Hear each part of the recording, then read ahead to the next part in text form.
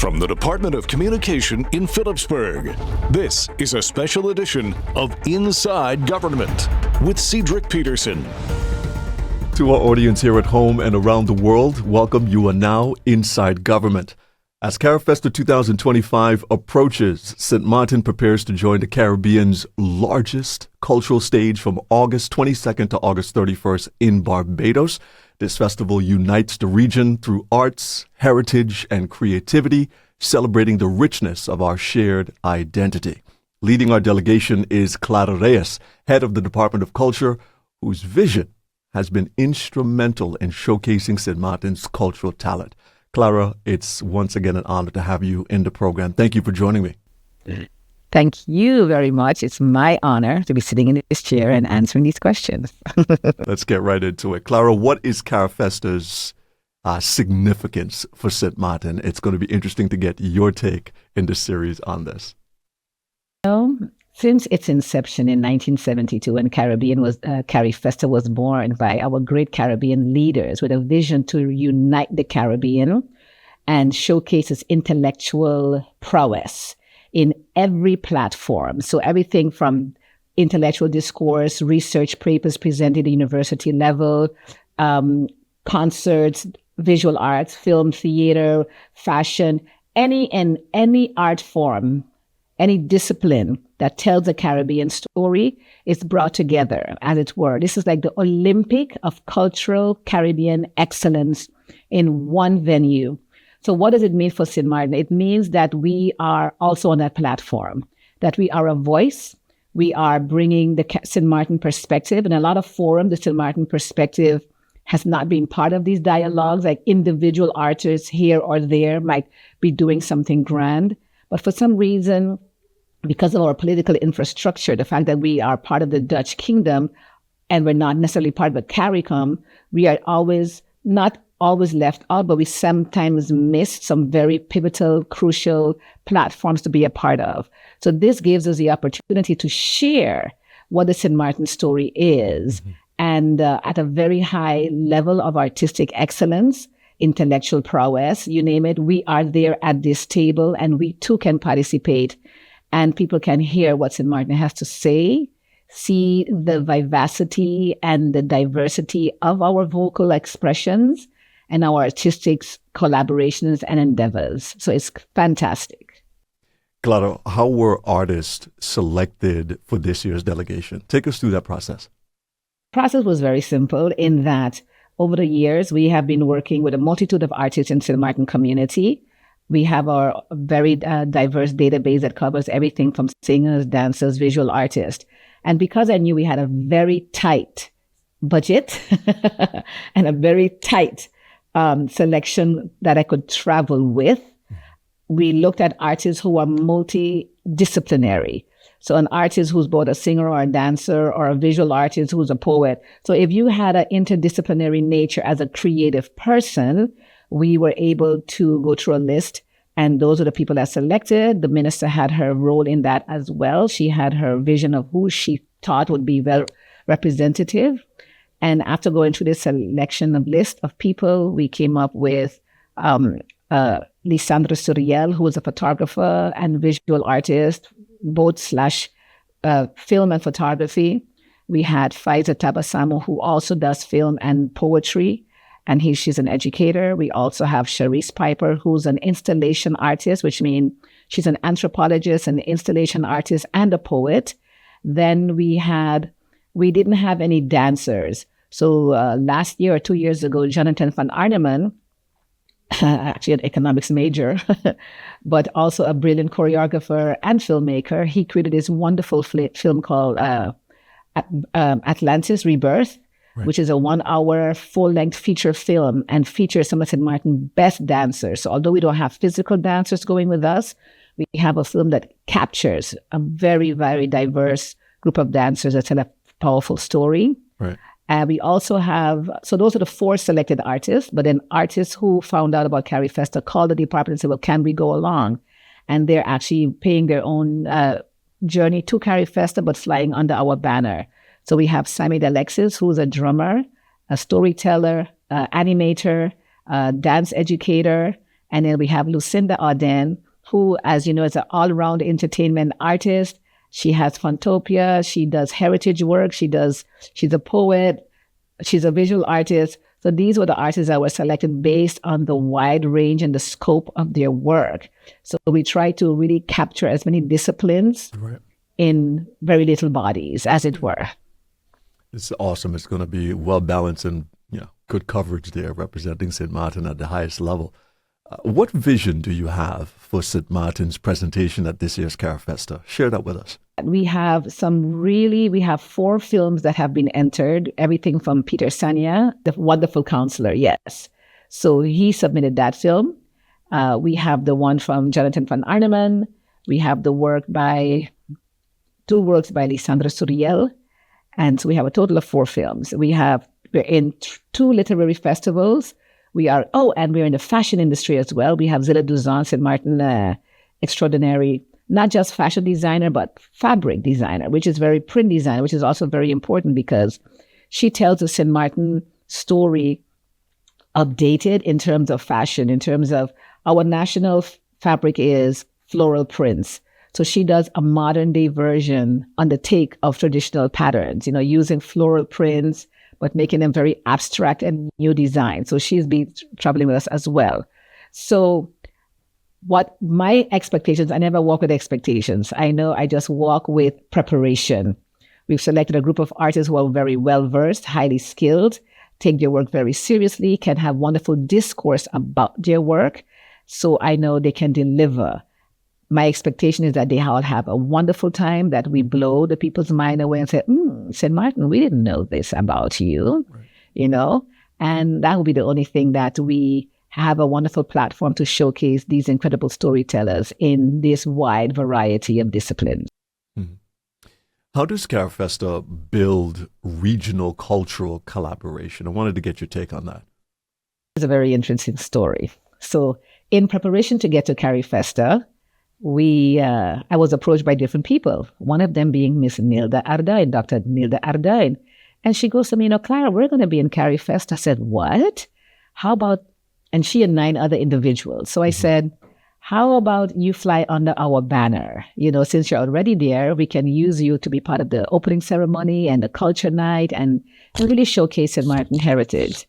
And she said, yes, but do you mind? I have 4 additional people traveling with me. And one of them is Susie, former Prime Minister of the Netherlands Antilles, Susie Camilo Romer, who's also a sitting member of Parliament. And I said, they want to travel with us under our banner? She goes, yes.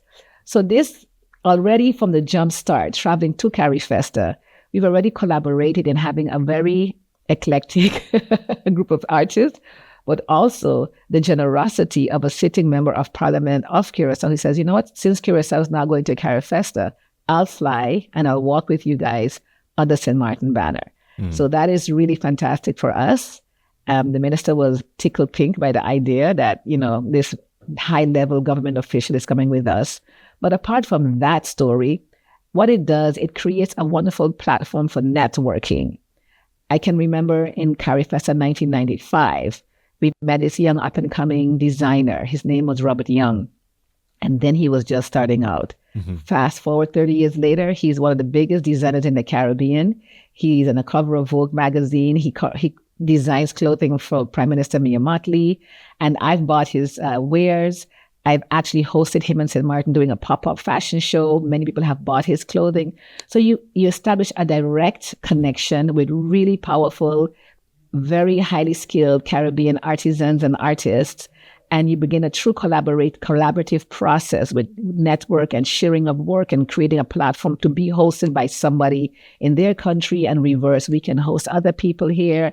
And so the collaborative effort is very important. You get to showcase, one of the words I hate in show business is like, we'll give you exposure. But really and truly, it is the biggest platform for exposure in a very professional and highly artistic setting, and very unique setting of Caribbean intellectuals and artisans and artists. How far would you say we've come as a region in said collaboration? Oh, let's see. We were able to go to St. Kitts last year at the Creative Industry Forum, which was a very good collaboration. we've hosted delegates from presenters that were at St. Kitts in our Culture Creative Industry Forum. We have been invited to participate in other people's forum as a keynote speaker or as a presenter. Zilla has been really making inroads in various Caribbean fashion shows. We have designers, and so the inroads are people are more aware about St. Martin. They're more aware about our products and our voice. And this would be the ultimate big landscape, which is a dedicated, concentrated space for 10 days where all you do is eat, breathe, talk, share, expose your story as well as the Caribbean story. And for me, this archipelago called the Caribbean, we are 44 million people strong. We tend to think isolated in small islands, but when you pull it together from Cuba all the way down to Trinidad, and that's excluding, I haven't even included the diaspora of Suriname, Colombia, Central America, that would double our numbers. Then you discover, wow, the Caribbean is really a huge network on its own, or a huge, let's say a whole nation on its own, like the United States of the Caribbean, for instance, And then all of a sudden you realize we are a powerful group of entities come together. There's unity and solidarity in that, and really great power of expressing the Caribbean story. So for me, the inroads are huge. We're steadfast making inroads into this Caribbean part of ourselves, and it can only deliver benefits in the long run. You're tuned to Inside Government. When we return, more with Delegation Leader Clara Reyes on preparations, opportunities for our artists, and how St. Martin can follow and support CARIFESTA 2025. Stay with us. You're Inside Government.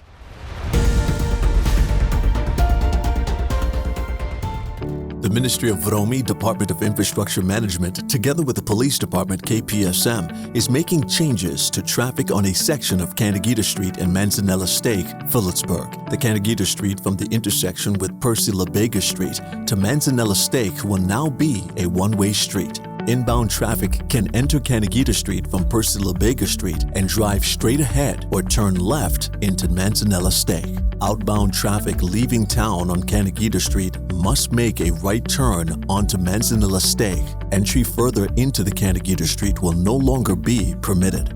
Outbound traffic exiting Manzanella Stake onto Walter Nisbet Road can either make a right or left-hand turn. The Ministry of VROMI, Department of Infrastructure Management, and the Police Department would like to thank the public for their attention to this change. Please follow the new traffic rules and signage and drive safely.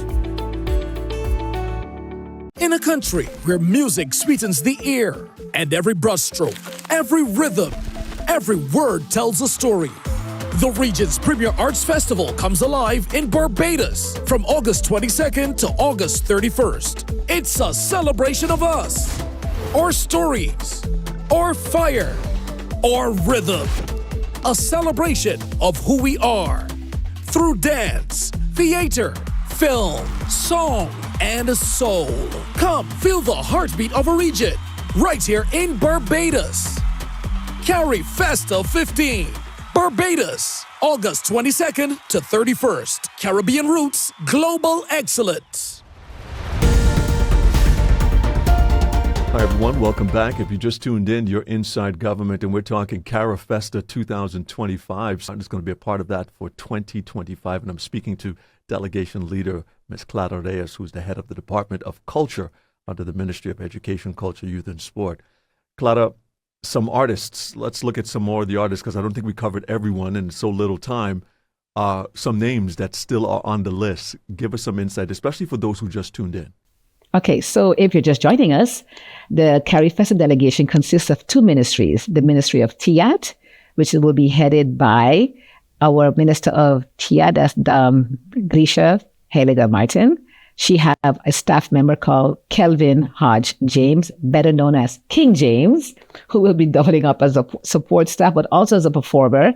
And he will be working with his support staff of Kimbe Dikembe Molina, better known as DJ Dikembe.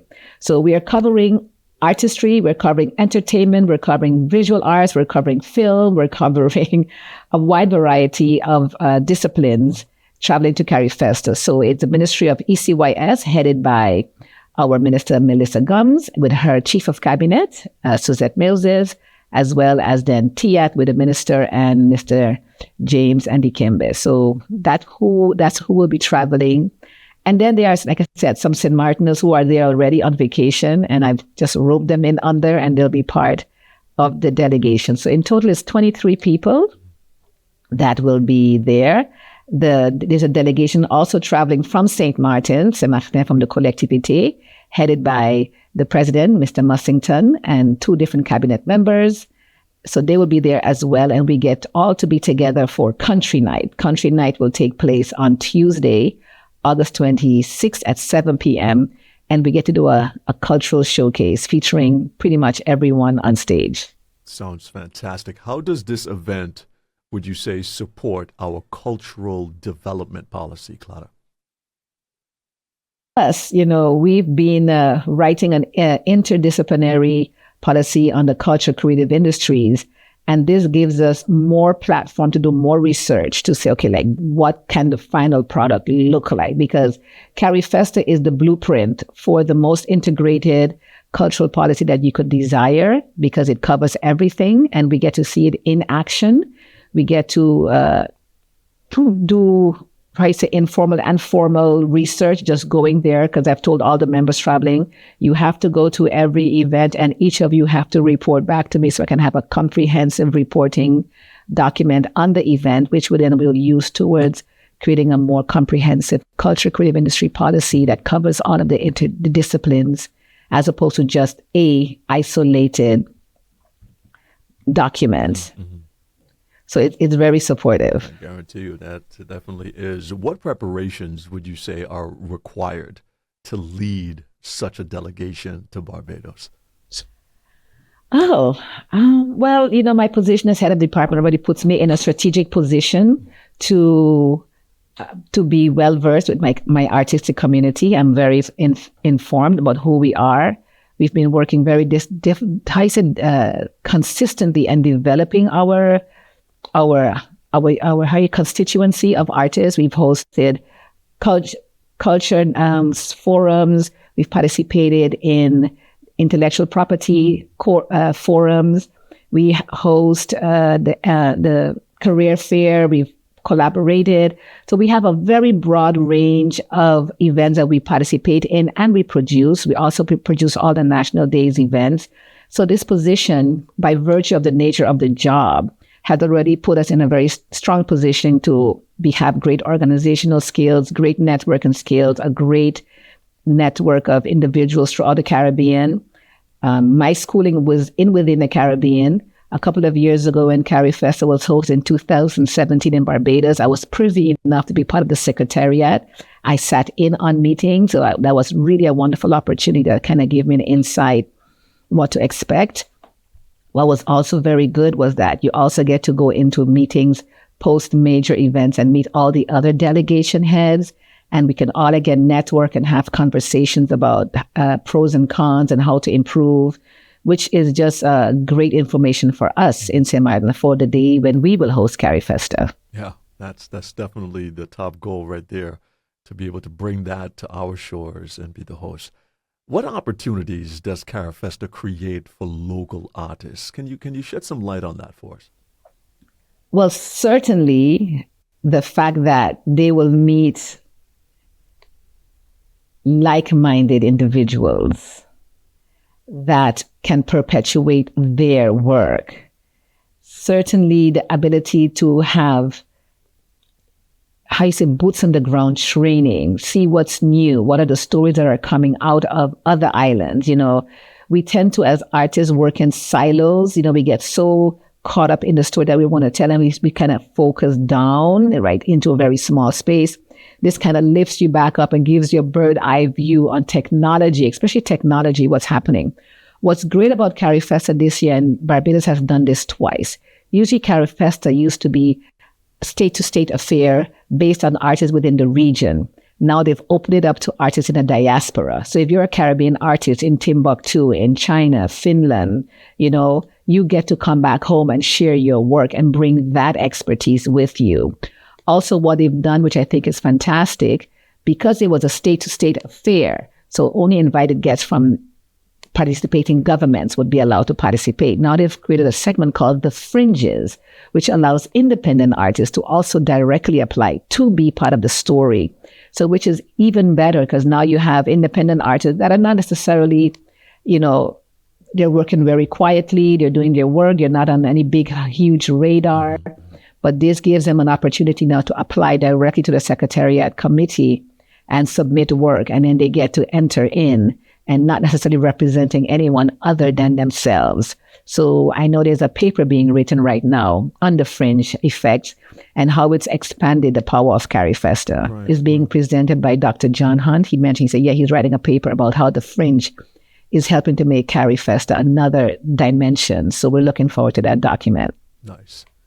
Clara, while speaking to the various artists in this series, I asked a question concerning what is one of those challenging areas that artists face.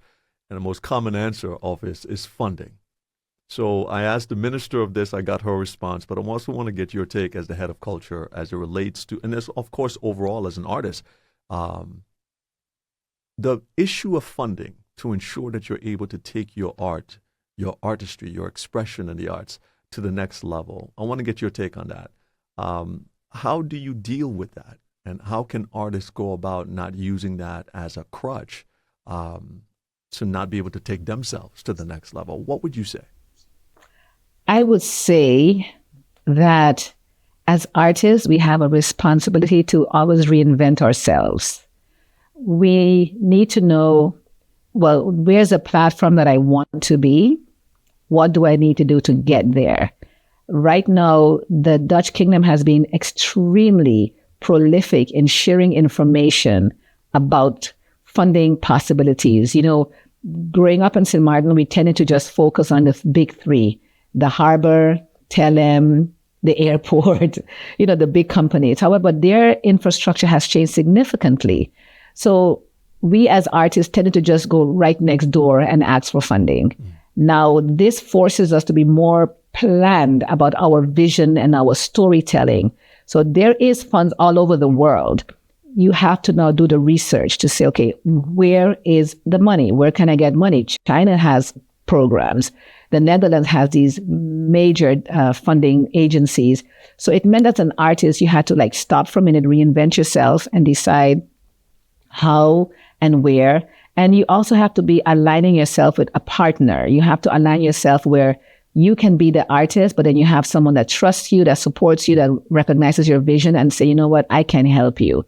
We spent the last 2 years really organizing multiple information sessions, stakeholders consultation, in telling people where funds are, how to apply, how much in advance you have to plan yourself, how you also have to be able to talk about your work, write about your work. You want somebody else's money. You have to convince them that the work that you do is something that they want to fund. Also, a lot of times, you have to align yourself with the schemes that are being offered. The Dutch government says, okay, we have funding for this kind of project. And you have to say, okay, my project is about this. How do I word it in such a way that it aligns with their vision that I can qualify? It means you have to really professionalize yourself a lot more to find the verbiage to get funds, because the funds are substantial. They're not like 5,000 guilders. They're like 25,000 guilders and upwards, up to 100,000 guilders or euros at this point.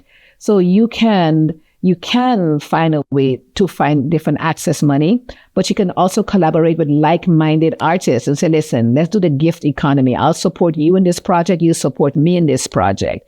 So you have to always be consistent about the story you want to tell and realize it is a collaborative effort. You have to engage with other people to see how we can support each other, especially if everybody's on the ground up, coming up. Like I mentioned, 30 years ago, Robert Young was this young up-and-coming designer. 30 years, 5 years ago, he comes to St. Martin to do this pop-up shop. So he doesn't know where I was. So he called someone in Trinidad and said, hey, I'm going to St. Martin. Do you know anyone in St. Martin? So this person, another renowned artist, calls Deborah Jack, who's in New Jersey. She says, Deborah, do you know anybody in St. Martin? Robert Young is coming to St. Martin. She calls me in St. Martin and says, Clara, Robert Young is coming to St. Martin. Can you meet him? So through a whole network of calling Trinidad, calling New Jersey, calling wherever, we got this network of people going, and voila. When Robert Young landed, there was a whole reception committee. I called Axum Art Cafe on a Sunday morning before his flight to go back to Barbados. We had a pop-up shop. Over 30-something women showed up and we cleaned him out. Wow. So you have to network. You have to be very strategic about who you want to be, how you want to be, and how real you want to be. Like, how much do you want your art to live? And it's always at the end of the day, the artist's responsibility to do the necessary to make sure that their work gets to come from their mind and travel out of their body into the real world. So, but really, you, as the artist, the creator, you have the biggest responsibility to create a network around you that supports you. Clara, we're just about to wrap up the program, and I want to get into these last two questions. How can residents follow and support the delegation? And close off with, what lasting benefits do you expect from this experience? Well, CARIFESTA is live. You can follow it. You go to Barbados, carifesta.net. You'll see all of the dates, the events, the media kits. So I'll try where all of the artists traveling are going to be trying to do live bloggings and postings as well. So you can follow us online. But certainly you can see the major events, maybe not the paid events like the Kassav concert or the Alphanary concert or the other big events that they're having. But certainly the opening ceremonies and different vibes, they're all online. So I go back to old CARIFESTAs all the time to see what I missed out in some forums. So you can follow us, you can follow CARIFESTA online, but then again, the delegates ourselves, we're going to be doing live feeds. So check my Facebook page, my Instagram. I'm told I need a TikTok. So who knows where I'll be trying to tell the story and share with everyone. And lasting benefits? Oh, the benefit is, I hope that the traveling delegation will see how important it is in terms of tourism dollars, the economic gains, because CARIFESTA brings over 2,500 artists from around the Caribbean and the world. And that doubles into, let's say everybody comes with 10 guests, that's like another 10,000 people coming to your country. It's an opportunity to tell a different story about your country. So there's economic benefits, there's cultural gain, there's educational gain, there's magnificent networking, there's magnificent collaborative effort opportunities, artist growth. They have a network that allows them to travel to multiple places around the world to tell and continue to tell a St. Martin story. Right now we have Deborah Jack, who's in multiple museums. Deborah Jack has delivered work both from South Africa to Iceland, from New Orleans to China, from Russia, just telling the St. Martin story, and specifically the story of St. Martin's salt story. So you get all of this usually, the absolute total benefit, you get to do it because someone pays your ticket, pays your hotel, and you get to go there and tell the St. Martin story in its most simplistic form. Clara Reyes, head of the Department of Culture under the Ministry of Education, Culture, Youth, and Sport, thank you so much for your leadership and in guiding this delegation and elevating St. Martin's cultural profile. Thank you so much for joining me in the program. Thank you, and thank you for our listeners. I hope they learned something, and if they need more, they can just check out the Department of Culture page. And to our radio listeners, television viewers, online viewers, thank you for tuning in and being a part of this series covering CARIFESTA's 2025 event in Barbados that St. Martin will be a part of this year. If you missed this conversation with Ms. Clara Reyes, be sure to catch video on demand at the Facebook page of the Government of St. Martin, facebook.com/SXMGOV, the YouTube channel of the Government of St. Martin, YouTube at Government of St. Martin, and of course for audio playback, tune into Our Culture, Our Heritage, St. Martin Gov Radio 107.9 FM. On behalf of my colleagues at the Ministry of Education, Culture, Youth, and Sport, and all of us at the Department of Communication, thank you so much for tuning in. I'm Cedric Peterson.